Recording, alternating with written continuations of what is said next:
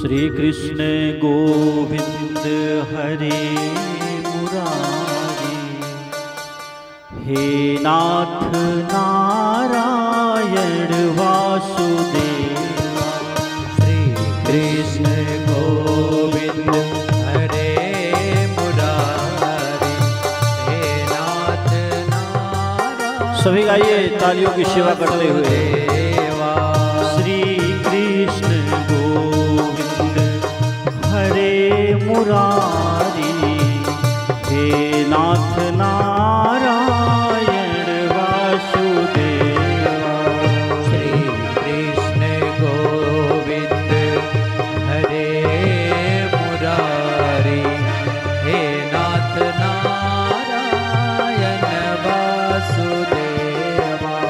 हे नाथ नारायण वासुदेवा, हे नाथ नारायण वासुदेवा। हे नाथ नारायण वासुदेवा। हे नाथ नारायण वासुदेवा।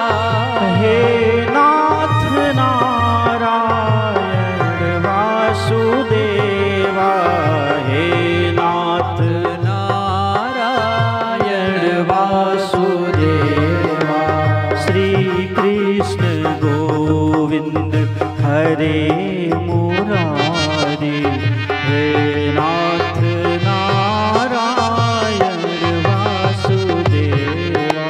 श्री कृष्ण गोविंद हरे मुरारी, हे नाथ नारायण वासुदेवा।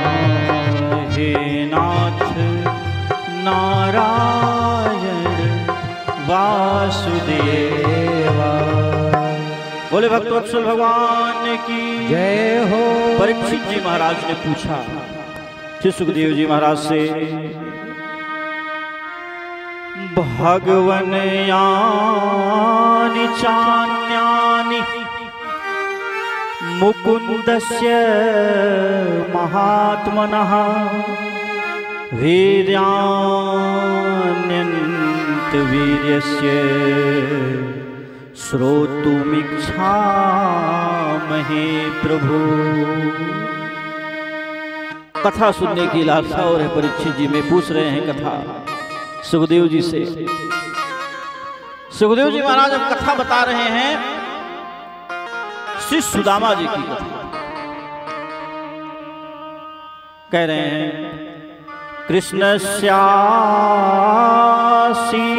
सखा कश्चित् ब्राह्मणो ब्रह्मवित्तमः, विरक्तेन्द्रियार्थेषु प्रशान्तात्मा जितेन्द्रियः। सुदामा जी के बारे में बता रहे हैं।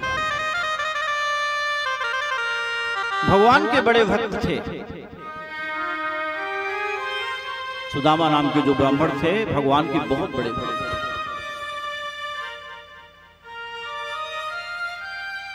बहुत नियम संयम से अपने घर में रहा करते थे, भिक्षावृत्त करके परिवार का पालन पोषण करते थे।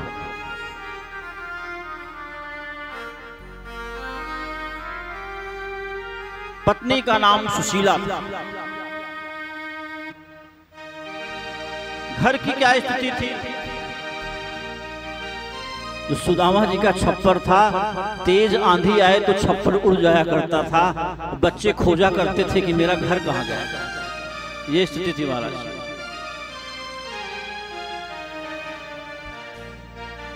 एक दिन भगवान एक महात्मा के वेश में पहुंचे सुदामा जी के यहां। भिक्षाम देहि। पत्नी ने सोचा यहाँ कौन आ गया, यहाँ तो कुछ सही नहीं मेरे सुशीला जी।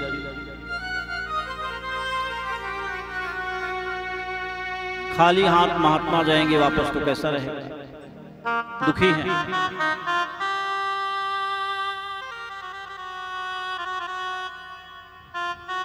कहा महाराज अभी तो प्रतीक्षा करनी पड़ेगी आपको, मेरे पति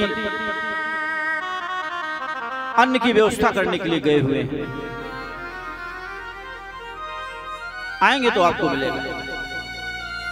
उन महात्मा ने कहा देवी मुझे तो जल्दी है जाने, तो आप खाली हाथ कैसे जाएंगे? अच्छा लाओ जल पिला दो। दौड़ करके सुशीला जी जल लेने गई, जल लेकर के आई, लेकिन अचानक डगमगा गई और जल भी हाथ से गिर गया। महात्मा कह रहे आराम से, इतनी जल्दी भी नहीं है कि आप गिर जाओ। सुशीला जी ने कहा क्षमा करिएगा महात्मा जी, मैं जल लेकर के भी आती हूं। कहा नहीं नहीं, कहा खाली हाथ जाएंगे तो मुझे बड़ा कष्ट होगा। कहा ठीक है खाली हाथ नहीं जाऊंगा, एक वचन मुझे दे दो। कहा वचन कैसे दे दूं? एक स्त्री बिना अपने पति की आज्ञा के वचन कैसे दे सकती है आप? अभी तो मेरे पति भी नहीं है। कहा नहीं, वो ऐसा वचन है कि तुम दे दोगी। कहा ठीक है महाराज बताइए। महात्मा ने कहा कि इस बार जब आपके पति आए तो उनको द्वारकाधीश श्री कृष्ण के यहाँ जरूर भेजना, क्योंकि वो उनके मित्र हैं। अच्छा द्वारकाधीश मेरे पति के मित्र हैं, उन्होंने तो कभी बताया नहीं। कहा इतना कर दे। कहा ठीक है। सुदामा जी आए, पत्नी ने कहा, सुदामा जी जान गए कि पत्नी कुछ चाह रही है, लेकिन मेरा तो काम बनेगा क्योंकि मैं सीधे साक्षात दर्शन कर लूंगा भगवान का। जाने के लिए तैयार हुए। पत्नी 4 घरों से थोड़ा चावल लेकर के आई, ला करके दिया, क्योंकि खाली हाथ कहीं नहीं जाना चाहिए। सुदामा जी द्वारिकापुरी की ओर निकले हैं। रास्ते में विश्राम करने लगे, नींद आ गई और भगवान की कृपा से, भगवान की माया से जब जगे तो द्वारका जी में ही पहुंच गए थे। किसी से पूछा सरकार ये क्या है, कौन सी जगह है? अरे ब्राह्मण देवता ये द्वारिका है। अच्छा द्वारिका आ गए? ये सब मुझे कृष्ण से मिलना है, कृष्ण से मिलना है।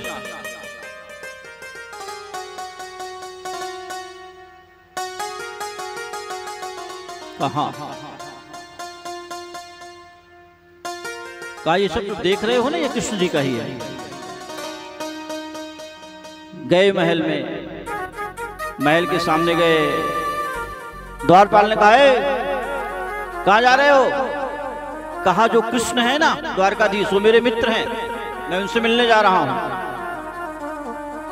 कहा रुको रुको मैं पूछ करके आता हूं। ये इस तरह का ब्राह्मण, ढंग से कपड़े भी नहीं है इसके पास, ये भगवान का मित्र कैसे हो सकता है? भगवान के पास जाकर के बताया, क्या कह रहे हैं? एक ब्राह्मण आया है आपसे मिलने। भगवान ने कहा कैसा है? शीस पगा न झगा तन में प्रभु, जाने को आही बसे के ही ग्रामा। परिचय दे रहे हैं। धोती फटी हुई है उनकी, धोती फटी सिलटी दुपटी, अरुपाय उपाय न हो नहीं श्यामा। कृष्ण जी बड़े ध्यान से सुन रहे हैं। अच्छा नाम क्या बताया उन्होंने? द्वार खड़े द्विज दुर्बल एक, रह्यो चकिसो वसुधा अभिरामा। नाम बता रहे हैं अब। पूछत दीन दयाल को नाम, बतावत आपनो नाम सुदामा। सुदामा सब जब सुना भगवान ने, सब कुछ छोड़ करके दौड़े, दौड़ करके जहां पे सुदामा जी खड़े थे जाकर के सुदामा जी को गले से लगा लिया। कहा मित्र, इस अवस्था में ले जाकर के बैठाया, देखा तो सुदामा जी के पैरों में बहुत से कांटे चुभे हुए थे। रुक्मिणी जी से कहा पानी लेकर के आओ। लेकिन जब देखे कि पैरों में कांटे ही कांटे हैं तो भगवान से रहा न गया, आंसुओं की धारा उनके नेत्रों से गिरी और पानी लाने के पहले ही अपने नेत्रों के जल से भगवान ने सुदामा जी के पैरों को धो दिया। रो रहे हैं भगवान सुदामा जी की दशा को देख करके। ऐसे बेहाल बिवाइन सोपग कंटक जाल लगे पुनि जोए, हाय महादुख पायो सखा तुम आए ते नाकित दिन खो। बहुत दुखी हैं भगवान सुदामा जी के दुख को देख करके। देखी सुदामा की दीन दशा करुणा करके करुणा निधि रोए, पानी परात को हाथ छुयो नहीं, नैनन के जल सो पग धोए।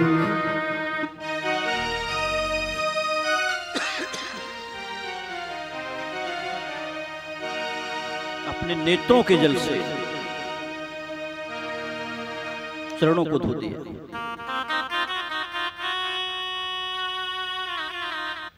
जाकर के बैठे, बातचीत हो रही है सुदामा जी में कृष्ण जी में। पुरानी बातें, जब दो मित्र मिलते हैं तो पुरानी बातें होती हैं।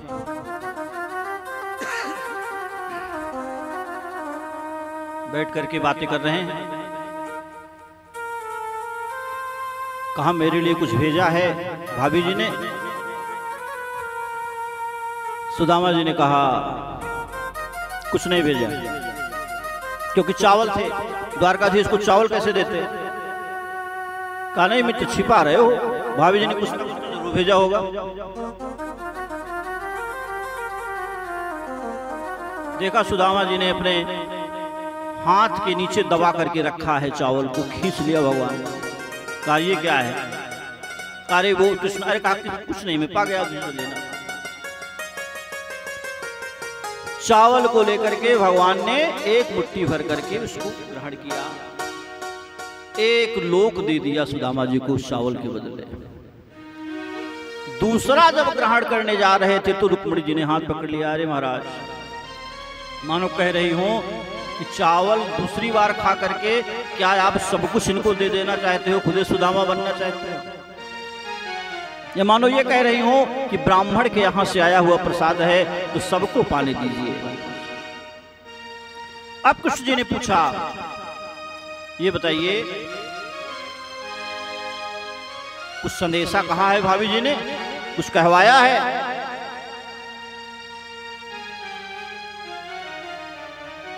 सुदामा जी पहले तो सकुचाए, लेकिन बाद में जो संदेशा कहवाया था सुशीला जी ने, वो भगवान से कह दिया। क्या कहा? कहा कन्हैया तुम्हारी भाभी ने कहा है। क्या कहा है? एक मास द्विपाख में दो एकादशी हो, सो प्रभु दीन दयाल ने नित प्रतिदिन मो। आंखें बंद कर लिया भगवान ने सुन करके सुदामा जी की स्थिति को। तुरंत उत्तर दिया वहीं से बैठे बैठे भगवान ने, होनी थी सो है गई, फिर नहीं ऐसी हो। कहा भी तेरे भवन में नित्य द्वादशी हो। बोले भक्त वत्सल भगवान की जय हो। दीन बंधु भगवान की जय हो।